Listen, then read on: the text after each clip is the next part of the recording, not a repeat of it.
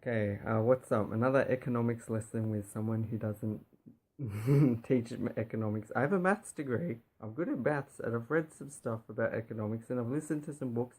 I've thought about it. I wouldn't make this video unless I felt I understood at least some of it. Something you can learn from. I don't, although I sort of am developing strong opinions, there's reasons why, and I want to explain those reasons. Just help people. I think there's some things people don't think about with some of these things, or they're not aware of. So this is price gouging I'm going to talk about. Well, that's what it's called. I don't think it's kind of an unfair term to use the word gouging. I don't know. I don't know what gouging means. I guess because I just think of gouging eyes, which is terrible. I can't think of anything else you would gouge, I guess, other than a price. So I'm going to give a scenario and try to explain what it means to people. So let's say there's a big earthquake or some kind of natural disaster, even if it's not natural, some kind of thing happens, a flood, a fire, a tornado, it doesn't matter. And what happens is all of a sudden people desperately need a lot of certain key items, whether it's water or food or whatever. And I'm going to use the example, Thomas Sowell uses this again. I highly recommend his work. I think he's a genius overall. Flashlights. People need flashlights all of a sudden. Let's say there's just one or two shops in this town. I don't think it matters that much if there's competition or a monopoly. Again, I don't think people understand how that works, but let's say there's...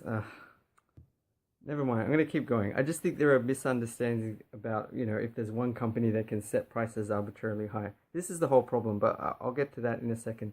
So this disaster happens, everyone wants flashlights, and then the idea is this company or two companies, whatever, whether they agree or just naturally, they set prices really high to take advantage of the people. They're exploiting them and making huge profits in the face of this disaster that's happened, and it's terrible. And that's why the government steps in often and says, you can't do this, this is price gouging, you need to sell flashlights for how much flashlights are worth. You can't just sell them for $100 all of a sudden to take advantage of these people that desperately need them. It's not fair.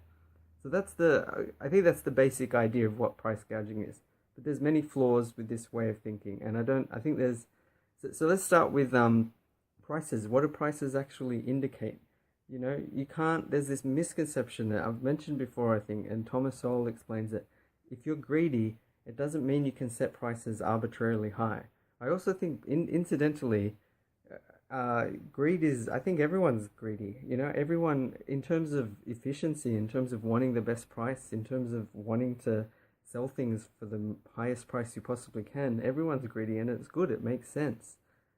I think what real greed is control and power and preventing other people from doing things and taking control of other people, and I think of it as power and preventing other people from getting things. That's different from simply wanting to make as much money as you can while doing it through voluntary trading and exchanges. So anyway, you can't just sell, in just a normal scenario, you can't sell set prices as high as you want. No one's obligated to buy at that price, and you will be priced out of the market if you do that.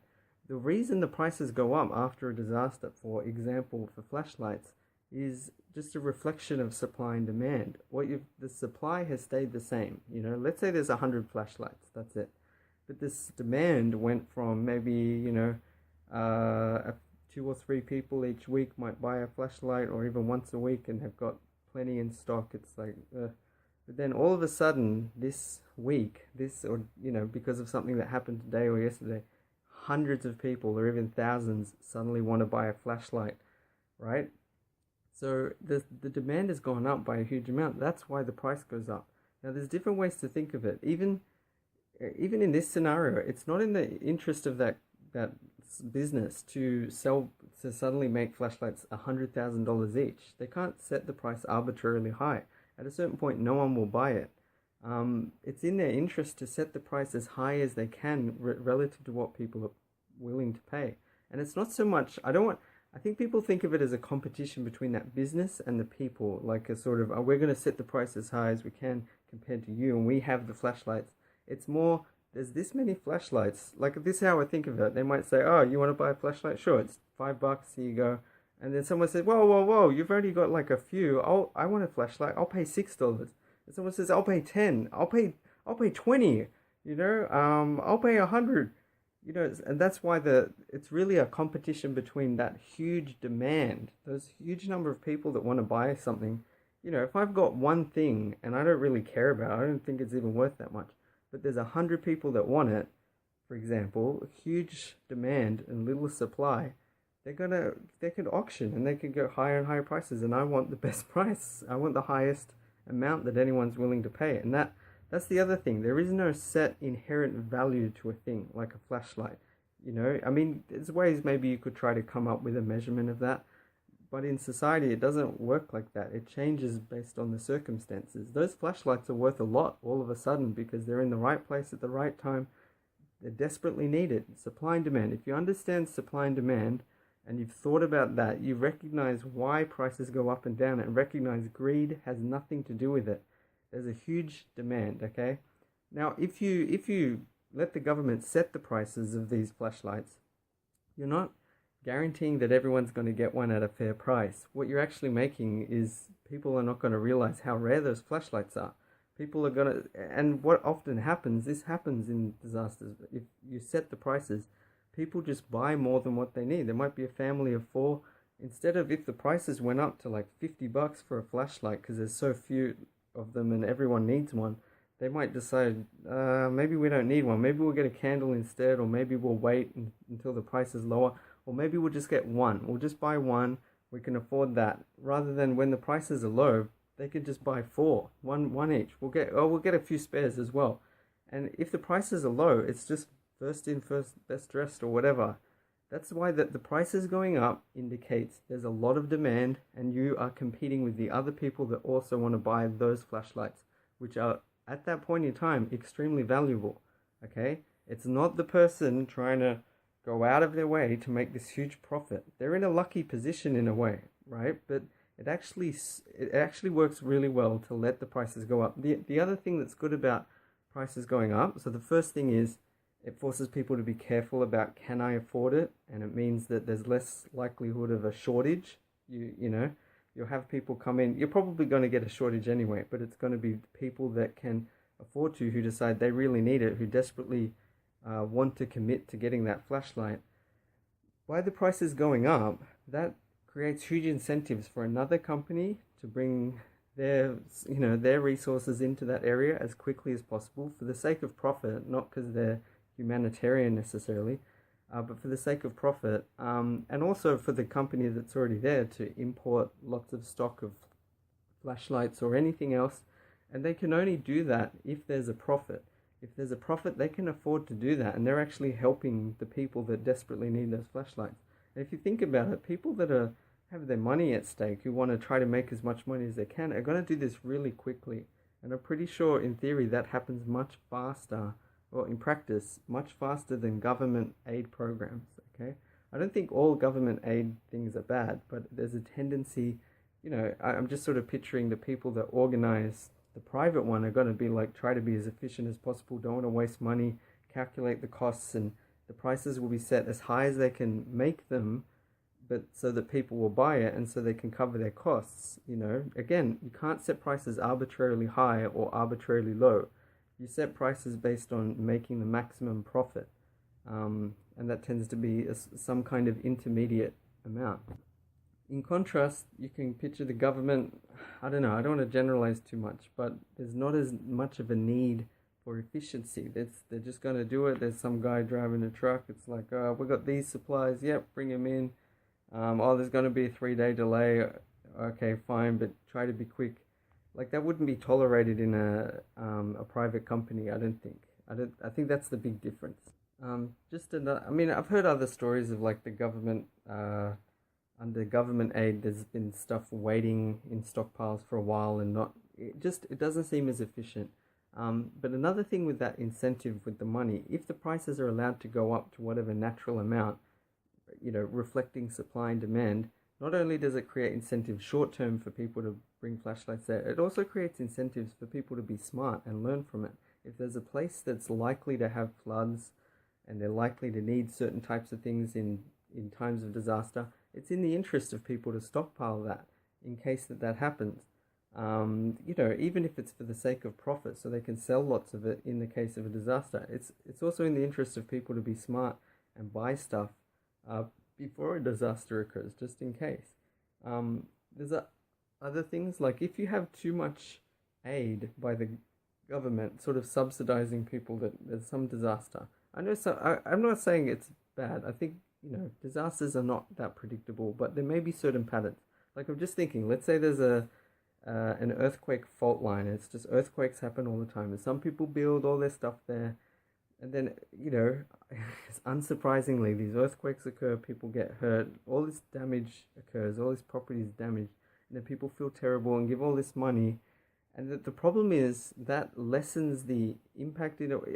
Like there's an incentive created there. Like that's what I'm saying is when something painful happens, you learn not to do it anymore. There's a reason it's bad to live right on a fault line, or right near an earthquake zone. And by simply being happy to, have all the taxpayer money going to helping them and rebuilding in the same place, you're just going to have to keep doing that. It's kind of like a band-aid on something that, like, rather than treating it and fixing the infection or fixing a problem at its root cause, like, it's in the interest of people to try to be as safe as possible, is what I'm saying. And I think sometimes when losses occurred, like, you have to learn from the impact of that. Again, I would like to think most people are very generous, and I'm pretty sure people do that of their own free will. They give money and they try to support people, but I just think there's an aspect of if there's any amount of predictability or that certain places are at high risk. What I'm saying is these high prices are creating incentives for people to learn from that and to bring resources to the right places, and also maybe to move to somewhere where there's not going to be a disaster. By government helping, it's just similar to welfare. If you help people, you don't want to reward people for mistakes or bad choices. Again, I don't want this to be misunderstood. I think a lot of disasters are completely unexpected and unfair, and they could happen anywhere. But some aspect of them, some of them, there's going to be some kind of, this is a dangerous place, a bit like if, I don't know, I thought of some weird analogies. You could live right next to some monster, for example, or like I said, a place where earthquakes happen all the time. It's a bad choice. And at a certain point, other people shouldn't have to pay to keep fixing that damage when you should be moving and learning that's not a good place to live. I thought of something else. This might be more controversial. I don't know if people will agree. I tried to give blood one time and I basically failed because I felt faint, and they actually just sort of cancelled it halfway through. They aborted it because I said I felt lightheaded, which was true. I don't know, maybe it was psychological. That was a funny experience, actually. They had a TV screen, but nothing was on it, so that was depressing. I was just annoyed. It's like torture. Like, why would you have a big TV? And I tried to distract myself with my phone. I thought I was doing good, but I could hear some sloshing. I sort of looked. I was like, I'm fine with this. I'm fine. Learning some Japanese and just, I don't know. I think subconsciously it just got to me. Anyway, but I was thinking with blood, like, there might be an accident, a car crash, and someone needs blood urgently or something. There could be kids with certain diseases. Like, I don't like thinking about all this stuff. It seems really, but I was just thinking, I don't know. This is where it might be controversial. I didn't really want my blood to be used, for example, if someone's speeding really fast or doing something extremely risky, and then they get hurt, as opposed to someone who's got a disease that they had no way of preventing, that's just bad luck, or I don't know. It might seem weird or sick to try to put these in an order and have a hierarchy, but I do feel it's the same with this, like, aid. If you're giving money, even to sort of like a charity or to help people, the extreme examples being a completely random event that's occurred that could happen pretty much anywhere, or a place where they did really build the buildings very well. They built it right on top of an earthquake place. This is just a fictional, it's kind of like one of them I'd prefer to give my money to, and the other one I sort of feel like, well, you were kind of asking for it. You didn't, your buildings weren't made to sustain, the impact of earthquakes. You put it in a really bad place, and it's like, I don't know. That's just what I just want to point out. There's this difference. So anyway, I don't mind if people disagree. It's tricky. I really care about people. I don't know how I would cope if something really bad happened to me, and it would feel really nice if people then gave money. And I haven't given a lot of money to things, but it's something I have done a few times, and I like the idea of doing that. I'm pretty sure America is one of the most philanthropic nations in many measures, so it's kind of interesting. Just since I think a lot of people see it as this greedy country, but so just to summarize, with price gouging, no one can arbitrarily set prices high or low, regardless of the circumstances. First off, you should understand, even with greed, it doesn't work like that. Relating to that, prices reflect supply and demand. So when a disaster occurs or anything, and something is suddenly wanted a lot, it's not a matter of exploiting people. Okay, the reason the prices go high is because that's how much people need it and how much they're willing to pay compared to each other. Prices going up reflects that there's a competition among those people to get those products.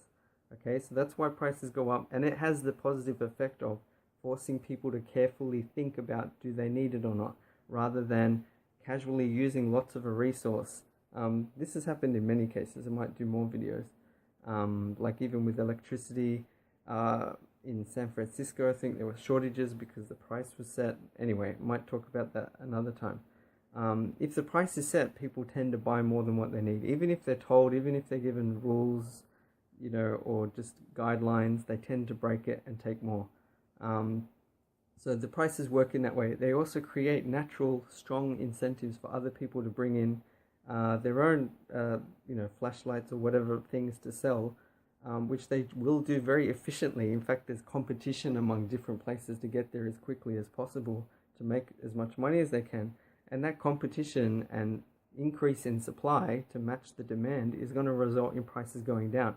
Not straight away, but the prices will gradually go down. So what you have is just a temporary period of high prices reflecting a low demand when there's a high supply. Like, that's why the price is high, meaning that whoever needs it the most can commit and spend their money. I know some people might think, well, what about the poor people?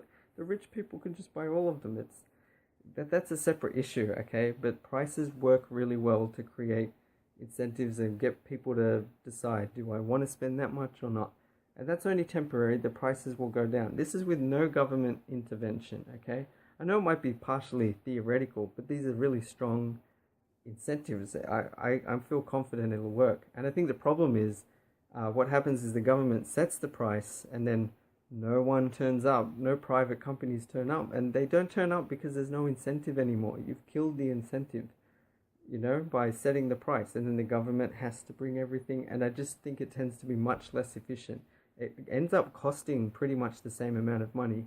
It ends up arbitrarily disadvantaging certain people who might have been desperate and couldn't buy a flashlight because other people bought all of the flashlights for $10 each or whatever, when they would have been willing to pay $60, $80, right? Or whatever. I don't know. These are arbitrary numbers, So please be aware of those factors, and also the long-term incentives, like people should try to not take risks if possible. Try to live in places that are safe if possible. That's a bigger separate thing, and I can see it might seem a bit controversial. It doesn't everyone deserve equal help and stuff like that. But anyway, so I hope that helps. That's just my opinion. All right, bye.